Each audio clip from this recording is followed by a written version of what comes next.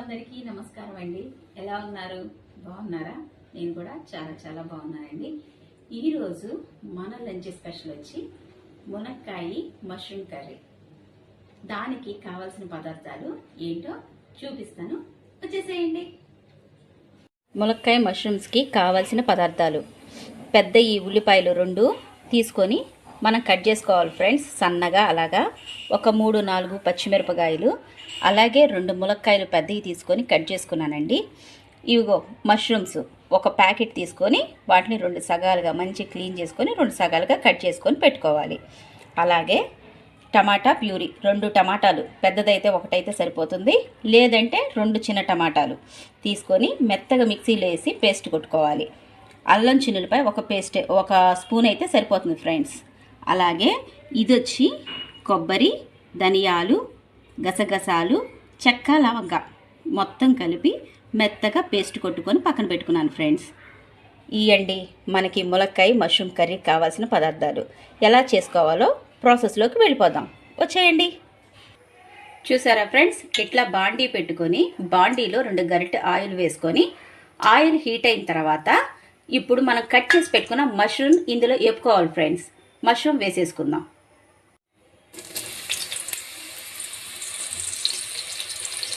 ఇది golden brown వచ్చే వరకు వేపుకోవాలి ఫ్రెండ్స్. ఇలా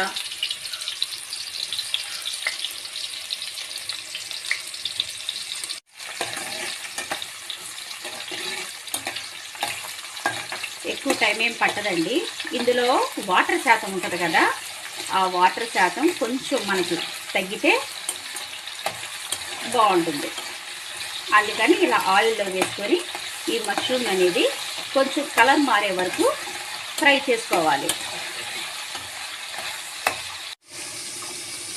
చూసారా ఫ్రెండ్స్, ఇదిగో ఈ కలర్ చేంజ్ అయితే చాలు. ఇప్పుడు ఇది తీసి మనం పక్కన పెట్టేసుకుందాం.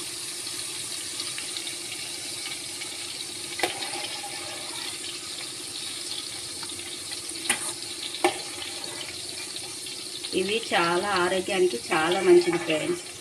చక్కగా మనం కూరగాయల్లో వేసుకొని హ్యాపీగా వండేసుకొని తినేచ్చు. బీపీ వాళ్ళకి కానీ షుగర్ వాళ్ళకి కానీ మంచిగా కంట్రోల్లో ఉంటుంది. ఇప్పుడు మనం ఉల్లిపాయలు వేసేసుకున్నాం ఫ్రెండ్స్.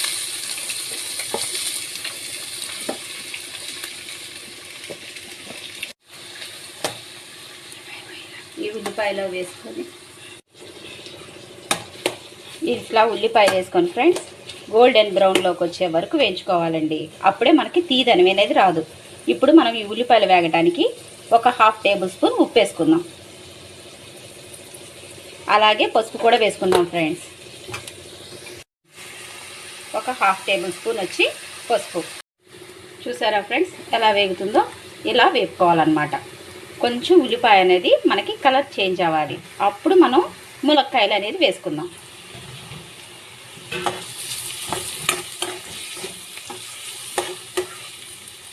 చూసారా ఫ్రెండ్స్ ఎలా కొంచెం 0.5% వేగిపోయింది ఉల్లిపాయ.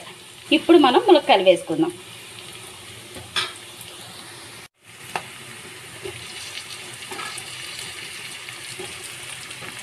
ఇందాక 1/2 టేబుల్ స్పూన్ ఉప్పు వేసుకున్నాం కదండి, అవి సరిపోతుంది. చాలకపోతే మాత్రం ఇంకొక 1/4 టీ స్పూన్ అంటే ములక్కాయలకి సరిపడా ఉప్పు వేసుకొని మంచిగా తిప్పుకొని మగ్గనిచ్చుకుందాం. చూడండి ఫ్రెండ్స్, 1 టేబుల్ స్పూన్ మాత్రమే అల్లం వెల్లుల్లి పేస్ట్ పడుతుంది. ఫ్రెష్ది చక్కగా దంచి వేసుకోండి. మంచి టేస్ట్ వచ్చింది, మంచి ఫ్లేవర్స్ వస్తాయి ఫ్రెండ్స్. 1 table spoon.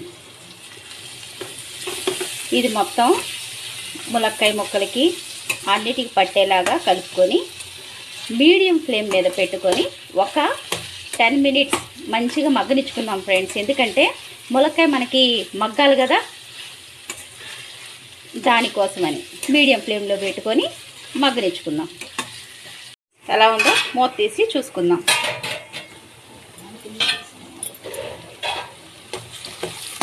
చూడండి ఎలా ఉండాలి, ఇలాగా. ఇప్పుడు మనం టమాటా ఇందాక మిక్సీ వేసుకొని ప్యూరీ చేసి పెట్టుకున్నాం కదా, ఆ ప్యూరీ వేసేసుకుందాం. టమాటా గుజ్జు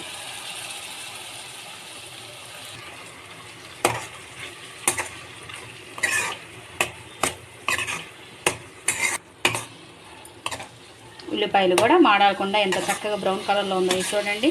ఉల్లిపాయలు కూడా మాడకుండా ఇలా 2 నిమిషాలు మనం ఇట్లా టమాటాని ములక్కాయ ఆటలో వేయించుకున్న తర్వాత మనం ఇందాక మిక్సీ కొట్టుకొని పెట్టుకున్నాం కదా, కొబ్బరి, ధనియాలు, గసగసాలు, ఆ పేస్ట్ కూడా ఇందులో వేసేసుకొని వేయించుకుందాం. అది కూడా వేసేసుకుందాం ఫ్రెండ్స్. ఎందుకంటే మసాలాలన్నీ కూడా ములక్కాయ కూడా పట్టాలి కదా, ఆ ఫ్లేవర్స్ అన్నీ. అందుకని ఒక 30% ఉడికిన తర్వాత ములక్కాయ ఇలాగ మసాలాలన్నీ కూడా వేయించుకొని వేపుకుందాం. స్కిప్ అయిపోయింది ఫ్రెండ్స్. ఇందులో కారం వేసుకున్నానండి. 2 స్పూన్లు కారం పట్టిద్ది.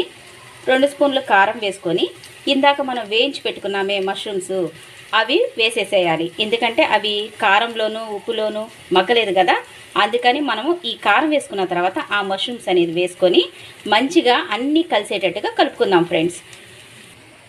కారం మష్రూమ్స్ అన్నీ వేసుకున్నాం కదండి. ఇలా 2 సెకండ్లు కారం మాడిపోకుండా ఇట్లా వేయించుకొని ఇందులోకి 1 గ్లాస్ వాటర్ పడుతుంది, పోసుకుందాం.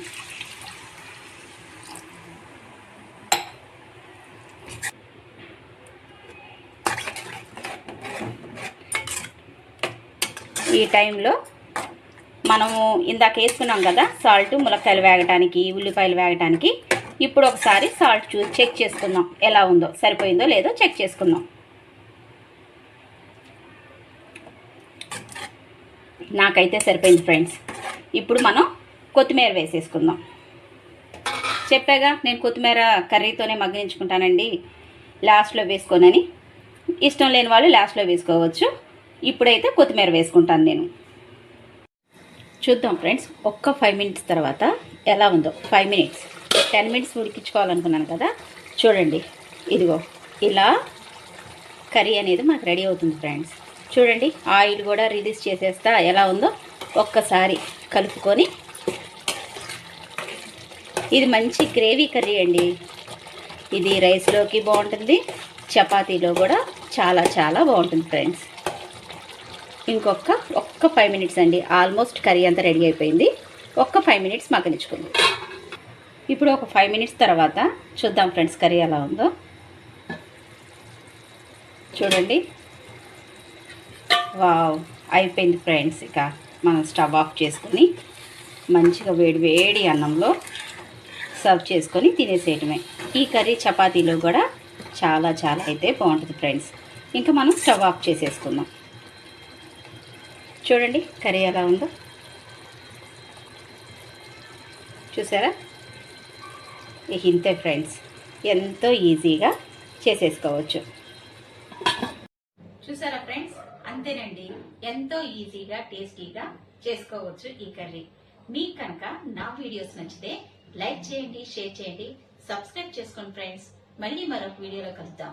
Bye bye.